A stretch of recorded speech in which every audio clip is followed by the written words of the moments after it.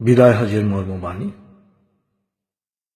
শুক্রবার ৯ জিলহজ ১০ হিজরি সনে হজের সময় আরাফা ময়দানে দুপুরের পর হযরত মুহাম্মদ সাল্লাল্লাহু আলাইহি সাল্লাম লক্ষাধিক সাহাবার সমাবেশে এই ঐতিহাসিক ভাষণ দেন। হামদ ও সালার পর তিনি বলেন, হে মানুষ, তোমরা আমার কথা শোনো। এরপর এই স্থানে তোমাদের সাথে আর একত্রিত হতে পারবো কিনা জানি না। হে মানুষ, আল্লাহ বলেন, হে মানব জাতি, তোমাদেরকে আমি এক পুরুষ ও এক নারী থেকে সৃষ্টি করেছি এবং তোমাদেরকে সমাজ ও গোত্রে ভাগ করে দিয়েছি যেন তোমরা পরস্পরের পরিচয় জানতে পারো। অতএব শুনে রাখো, মানুষে মানুষে কোনো ভেদাভেদ নেই। আরবের উপর কোনো অনারবের, অনারবের উপর কোনো আরবের শ্রেষ্ঠত্ব নেই। তেমনি সাদার উপর কালোর বা কালোর উপর সাদার কোনো শ্রেষ্ঠত্ব নেই। তোমাদের মধ্যে সেই ব্যক্তি আল্লাহর কাছে সবচেয়ে বেশি সম্মান ও মর্যাদার অধিকারী যে আল্লাহকে ভালোবাসে। হে মানুষ, শুনে রাখো, অন্ধকার যুগের সকল বিষয় ও প্রথা আজ থেকে বিলুপ্ত হল। জাহেলি যুগের রক্তের দাবিও রহিত করা হল।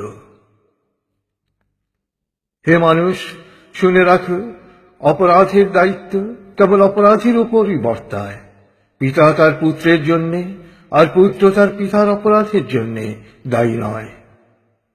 হে মানুষ, তোমাদের রক্ত, তোমাদের সম্মান, তোমাদের সম্পদ পরস্পরের জন্যে চিরস্থায়ীভাবে হারাম অর্থাৎ পবিত্র ও নিরাপদ করা হল।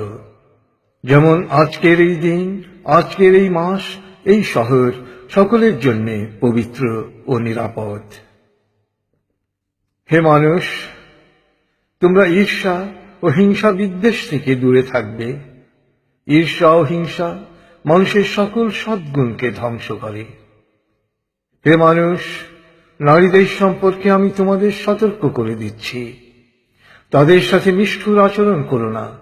তাদের উপর যেমন তোমাদের অধিকার রয়েছে, তেমনি তোমাদের উপর তাদেরও অধিকার রয়েছে। সুতরাং তাদের কল্যাণের দিকে সবসময় খেয়াল রেখো। হে মানুষ, অধীনস্থদের সম্পর্কে সতর্ক হও। তোমরা নিজেরা যা খাবে তাদেরও তা খাওয়াবে, নিজেরা যা পরবে তাদেরও তা পরাবে। শ্রমিকের শরীরের ঘাম শুকানোর আগেই তার মজুরি পরিশোধ করবে।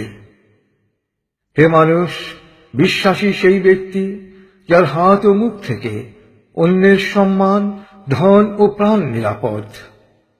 সে নিজের জন্য যা পছন্দ করে অন্যের জন্য তাই পছন্দ করে। হে মানুষ, বিশ্বাসীরা পরস্পরের ভাই। সাবধান, তোমরা একজন আরেকজনকে হত্যা করার মতো কুফরি কাজে লিপ্ত হও না। হে মানুষ, শুনে রাখো, আজ হতে বংশগত শ্রেষ্ঠত্ব বা কৌলিন্য প্রথা বিলুপ্ত করা হল। কুলীন বা শ্রেষ্ঠ সেই যে বিশ্বাসী ও মানুষের উপকার করে। হে মানুষ, ঋণ অবশ্যই ফেরত দিতে হবে। বিশ্বস্ততার সাথে প্রত্যেকের আমানত রক্ষা করতে হবে। কারো সম্পত্তি সে যদি স্বেচ্ছায় না দেয় তবে তা অপর কারো জন্য হালাল নয়। তোমরা কেউ দুর্বলের উপর অবিচার করো না। হে মানুষ, জ্ঞানীর কলমের কালি শহীদের রক্তের চেয়েও মূল্যবান। জ্ঞান অর্জন প্রত্যেক নরনারীর জন্য ফরজ, কারণ জ্ঞান মানুষকে সঠিক পথ দেখায়। জ্ঞান অর্জনের জন্য প্রয়োজনে তোমরা চীনে যাও। হে মানুষ, তোমরা তোমাদের প্রভুর ইবাদত করবে, নামাজ কায়েম করবে, যাকাত আদায় করবে, রোজা রাখবে, হজ করবে আর সংঘবদ্ধভাবে নেতাকে অনুসরণ করবে। তাহলেই তোমরা জান্নাতে দাখিল হতে পারবে। হে মানুষ, শুনে রাখো, একজন কুশ্রী কদাকার ব্যক্তিও যদি তোমাদের নেতা মনোনীত হয়, যতদিন পর্যন্ত সে আল্লাহর কিতাব অনুসারে তোমাদের পরিচালিত করবে, ততদিন পর্যন্ত তার আনুগত্য করা তোমাদের অবশ্য কর্তব্য। হে মানুষ, শুনে রাখো, আমার পর আর কোনো নবী নেই। হে মানুষ, আমি তোমাদের কাছে দুটো আলোকবর্তিকা রেখে যাচ্ছি। যতদিন তোমরা এই দুটো অনুসরণ করবে, ততদিন তোমরা সত্য পথে থাকবে। এর একটি হলো আল্লাহর কিতাব, দ্বিতীয়টি হলো আমার জীবন দৃষ্টান্ত।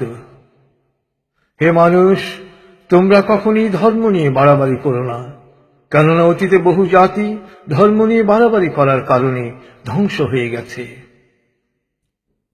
হে মানুষ, প্রত্যেককেই শেষ বিচারের দিনে সকল কাজের হিসেব দিতে হবে, অতএব সাবধান হও। হে মানুষ, তোমরা যারা এখানে হাজির আছো, আমার এ বাণীকে সবার কাছে পৌঁছে দিও। এরপর তিনি জনতার উদ্দেশ্যে জিজ্ঞেস করলেন, হে মানুষ, আমি কি তোমাদের কাছে আল্লাহর বাণী পৌঁছে দিয়েছি? সকলে সমস্বরে জবাব দিল, হ্যাঁ। এরপর নবীজি বললেন, হে আল্লাহ, তুমি সাক্ষী থাকো, আমি আমার সকল দায়িত্ব পালন করেছি।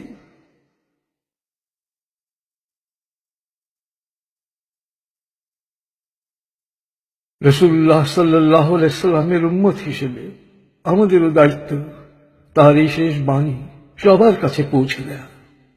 আল্লাহ আমাদের সবাইকে এ দায়িত্ব পালন করার তৌফিক দান করুন। আমিন।